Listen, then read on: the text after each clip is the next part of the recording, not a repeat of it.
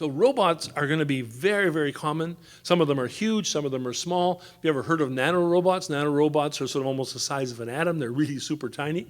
Kind of hard to see that working in the skilled trades, but they work in medicine really, really well. I've talked about autonomous vehicles and equipment. We've had a huge change in the mineral exploration industry because the drones are really good. You can operate a drone from a long, long way away, and you can actually displace human workers, because you don't need them to go out with a horse on the horseback and go up in the mountainside in the same way. We've made a huge shift toward disposable and modular parts. So when you're figuring out how a vehicle breaks down, well, actually the computer will actually tell you what's broken down. The computer in your car sometimes, or your vehicle, can tell you what's broken down. It says, get rid of module number 27. You reach in, pull it out, put a new one back in. Well, you don't have one. You're way up in the middle of the Okanagan Valley, and the only place that actually sells these is down in Toronto. Now you're going to lose your factory for the day. Your operation's going to have to slow down. Not anymore, because now we have 3D printers. And the 3D printer arrangement is going to have a huge impact, not right away. And they did a study a couple of years ago and said, who's making money off 3D printers? There was only one commercially viable application of 3D printers. It was actually chocolate. You could actually use chocolate on a 3D printer and make lollipops. Wow, isn't that exciting? Now they can actually use 3D printers to use metal parts. And when you talk to people who are working on 3D printers, they just say, give us 2 years. The revolution in 3D printing will have a huge impact in a whole bunch of sectors. Testing and sensors are going to expand like crazy. Some phenomenal abilities using sensors in a whole bunch of different parts of the economy. Interestingly, the carpentry area is one where some of the most fascinating new technologies are coming along. But the carpentry industry has been really slow at picking them up, which is kind of an interesting sort of part of this. But what are you going to do? If you have maybe you all know this. You've seen augmented reality. Augmented reality means you put some glasses on your head, and you can actually have the measuring thing shows up right in front of you. It tells you exactly where to cut. It does this and that. The levels are all there for you, and you have to look at it, and the material's all there. We're getting a lot moved toward virtual reality, which is tied into automated things as well. So how does this all work for all of you as you try to prepare for the future? Well, the old way of doing skills training is still really valuable.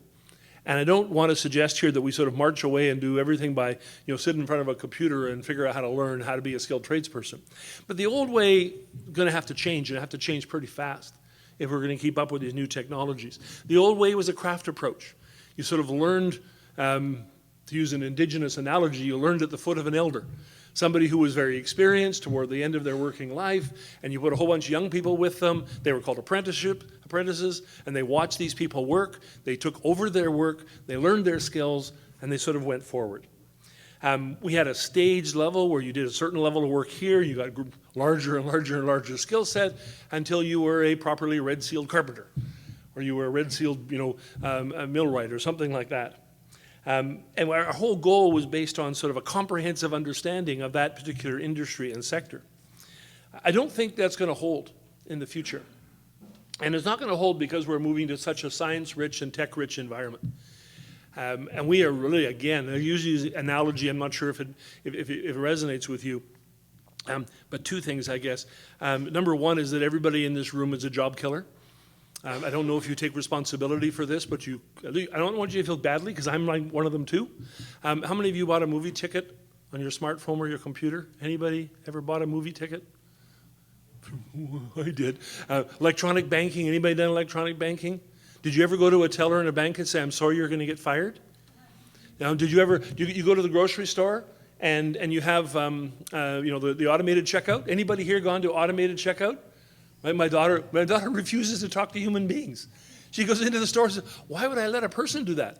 Well, they're faster, and they'll do it for you. Well, I can do it myself, right?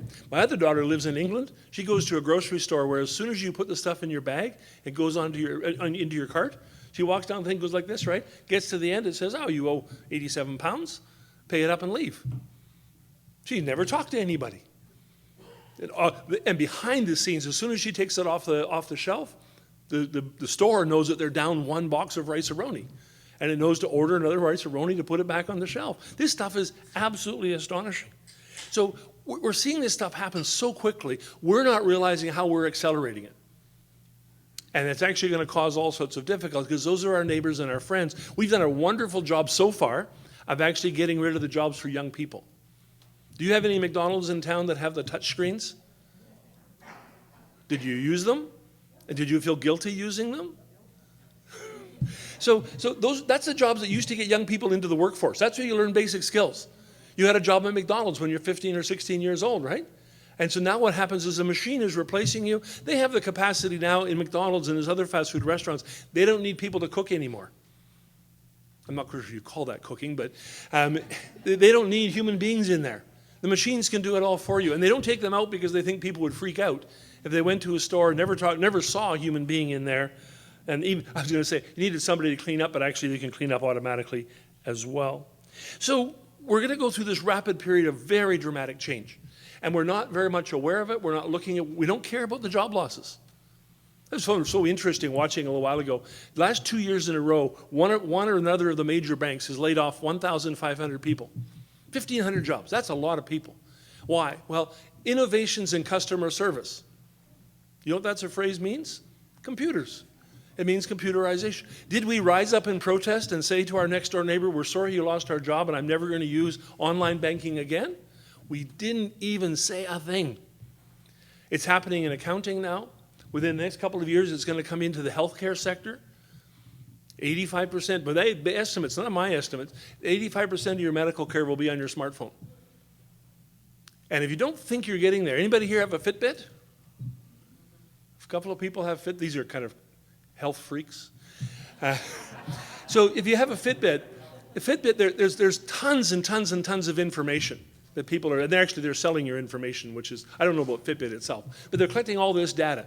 If you look at the money they're pouring into making those Fitbits even better, and this is really exciting, right? Particularly when you're my age, they're going to have, already they have smartphones and Fitbits and things like that that will actually give early warning that you're having a heart attack. Is that a good technology? You want to wait until some emergency technician can sort of get out and drive down the road and try to get through Kelowna traffic, which is impossible to do, and race all the way down here and actually sit down and look after you? Or would you like to know half an hour before that the rhythms in your heart are going incorrectly, that you should sit down and calm down and very slowly make your way to the hospital? That second one's way better. So we don't need as many EMTs. You know autonomous truck cars driving around the world, right? These are going to take off. I always think it's so funny. Every time one crashes anywhere in the world, it's a headline story, right? Imagine if they did the same thing for 17-year-old boys. 17-year-old boy crashed a car today. 17-year-old boy did this. They would never let 17-year-old boys within 1,000 miles of a vehicle. But for autonomous trucks, they're supposed to be, a vehicle's perfect. When the autonomous trucks come in, we will instantly see a huge drop in the number of physicians we need to train. Because so many of the physicians in North America work on auto accidents. The same with emergency nurses. So we're going to start seeing this go throughout the whole sort of field. And we're already seeing it show up in the skilled trades in a whole bunch of different ways. So what's going to happen? Any task that is routine and repetitious is going to disappear. Because those are the ones that are front and center for being replaced by new technologies as much as we go forward. Our training is going to have to actually focus on adoption and creativity. How do you take those new technologies and apply it in your own sector? How do you make your company more proficient? How do you do problem solving? So as you look at I feel sorry for people working in the teaching of skilled trades right now, because you have a moral and legal obligation to prepare people for the job that's out there right now. And no matter whether it's a welder, doesn't matter whether it's an engineer, engineering, millwright or whatever it happens, you have to do the job to train them for that job. But you also have to train them for the fact that their job will maybe disappear. And if it doesn't disappear, it's going to change. And it's going to become way more technologically rich and technologically advanced. That's not where we're doing so well right now. So when you look at Indigenous folks and say, how do you get young people involved in this? Well, number one, get them out of their houses and get them out of town. Get them on the land. Get them practicing things. Like I said before, have them take a outboard motor apart, have them learn how to use a chainsaw, get used to using machines, get used to using technology and all that sort of stuff, right? And make it exciting and interesting and make sure they don't cut their legs off. But then you have to change the training process, I think, and change it quite dramatically. This is actually not going to be all that easy. We need to get basic skills right. If you look at what's coming down the line, everybody in the skilled trades is going to need an awful lot more math and science than they have now. It just is absolutely inevitable. It's computer science, it's applied technology and things of that sort. A friend of mine, a very bright, talented guy, decided he was going to go back and be doing a training program as a small appliance repair person, fixing fridges and stoves and microwaves and all that kind of stuff. And he's a very, very smart guy. And I talked to him about 4 months after he started, and he just looked like he'd aged about 40 years. And he said, what's going on? He said, we have to learn math.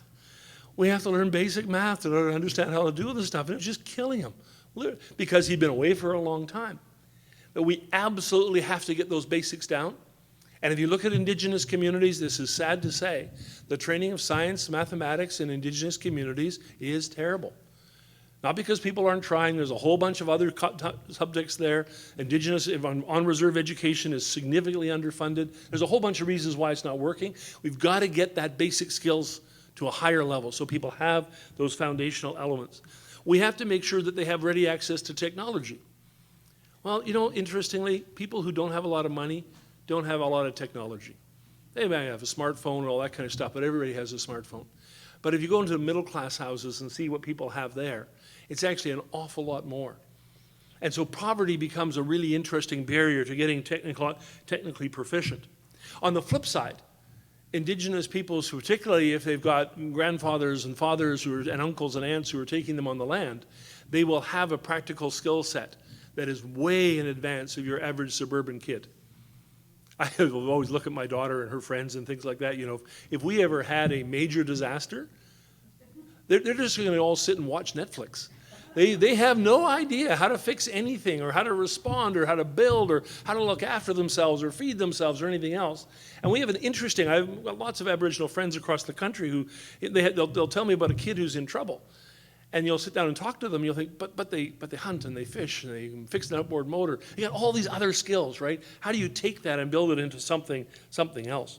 So exposing young people to nature, absolutely essential. Working with their hands, really critical. Making the trades work part of their lives. Right now it tends to be fairly distant. We actually have taken the trades out of most high schools in Canada. I was an academically minded teenager, but I took trades classes. I took carpentry courses. I don't think I took mechanics because I was afraid to cut my fingers off, but lots of people took those trades things. Now my daughter's school doesn't have them. There's no trades training available anywhere. It's sort of set aside for kids who can't succeed. You know, oh, you're not going to be academically minded, you should go to the trades school over here.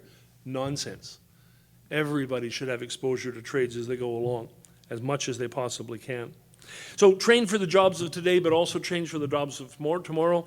In the middle of all of this, and just a sort of a comment to all of us as we look at this, skilled trades are not the end of the road. Perfectly fine the end of the road. If you want to be a skilled tradesperson and get your red seal and be the wonderful cook that everybody's been raving about, is the cook here in the room? Yeah, you got a lot of fans here, my friend. That feast was... And you can see how large I am. They didn't invite me. They wanted to make sure there was food left for the rest of you, so maybe another time. But that was... There's a huge connection between skilled trades and entrepreneurship. And don't leave that to chance. Build it in from day one. Build it into the high school experience of the trade, build it into the college part of the trades, into the apprenticeship part of the trades. Get people thinking about how they might turn this into a business. There are literally tens of thousands, hundreds of thousands of successful business people in this country who worked in the skilled trades, identified a niche opportunity, moved into the sort of the entrepreneurship side, and do extremely well. That's a very logical, natural transition, and we sort of don't let people understand how that is coming. We also don't realize how important, if we have the right kind of apprenticeships and the right kind of skilled trades, how they are the ones that are going to help companies adapt. Companies tend to be run by older white folks for the most part, and males, which is, well, 3 strikes. And they don't necessarily understand all that new stuff. They aren't as confident in the new technologies, right? A really well-run company listens to the young people, learns from them, has them do the adaptations, has them bring ideas forward. Some of you who have companies that run this way know that to be true. You can learn from the young people who are doing a lot of these things. So let me end with this. Please start thinking of 2050. All of your planning, all of your organizations. Why 2050? People who are 18 right now, 18 today, will be 50 years old in 2050. If you look at the evolution of the sort of economy overall, when you're 50, you're supposed to be at the peak of your career. You got the highest income, you got the most flexibility, you got experience, you've got training, you got background and all that kind of stuff. And when you start thinking, and I'll tell you the other thing, teenagers at 18 don't think about what they're going to be like when they're 50. They have no idea what being 50 is like. It's actually not so bad. But they don't think about that at all. And we need to do that for them. Because if what you do is train people for the jobs of today, and don't create the mindset and the experimentation and the sense of adventure about where things are going, these folks will run up into a hard wall. Will it be next year? I don't know. Will it be 3 years down the road? I don't know. Suncor bought 85 autonomous trucks. And they brought them in to see what happened. They had maybe laid off about maybe 150 people. Because you can run these trucks 24/7 if you want. Keep running, right? It apparently has worked. So they're going to buy a whole bunch more. It's now be a whole bunch of people who are making 100 grand plus working in the oil sands, driving trucks, who don't have a career anymore.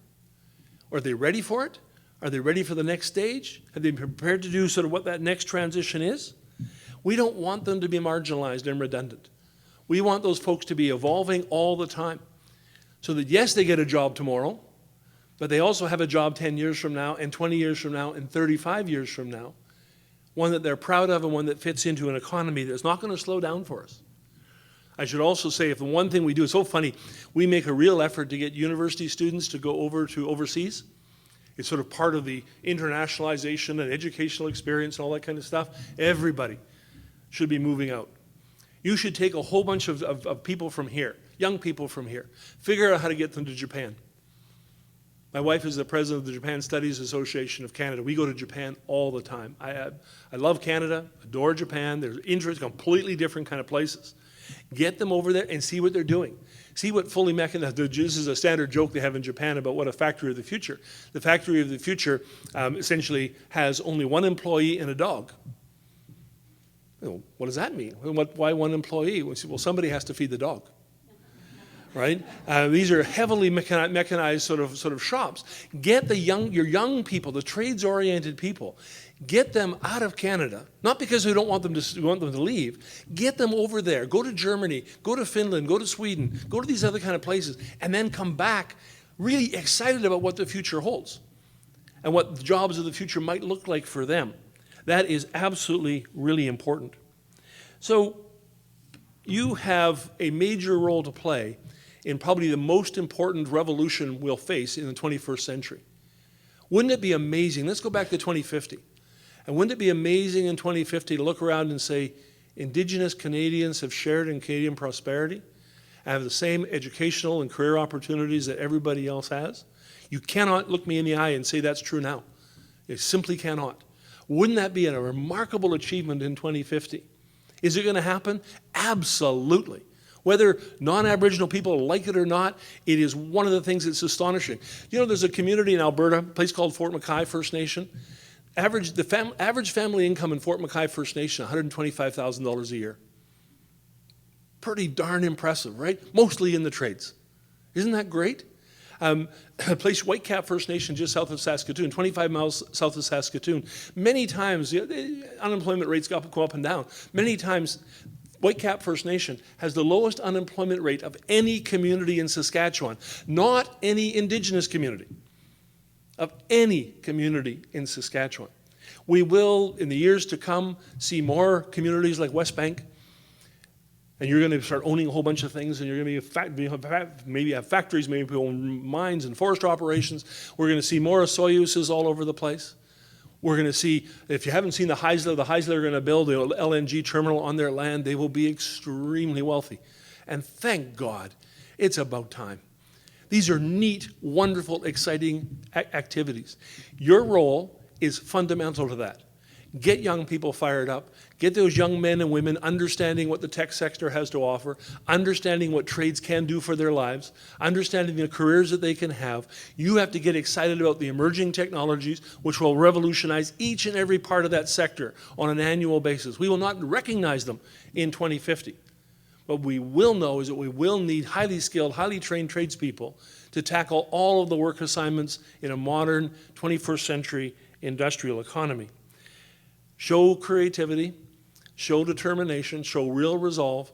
Don't be balked by the barriers, by the parents who want their kids to go to university, and the kids who don't understand are terrified by the new technologies, even by companies who are sort of reluctant to change. Don't let that stop you. Essentially, Canada's future lies in our ability to actually get Indigenous people their role that they want in our national economy.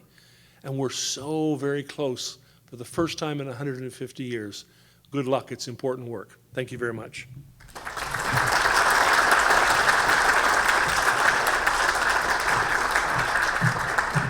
Thank you. On behalf of OTDC and the committee, I'd like to thank you, Ken, for your speech.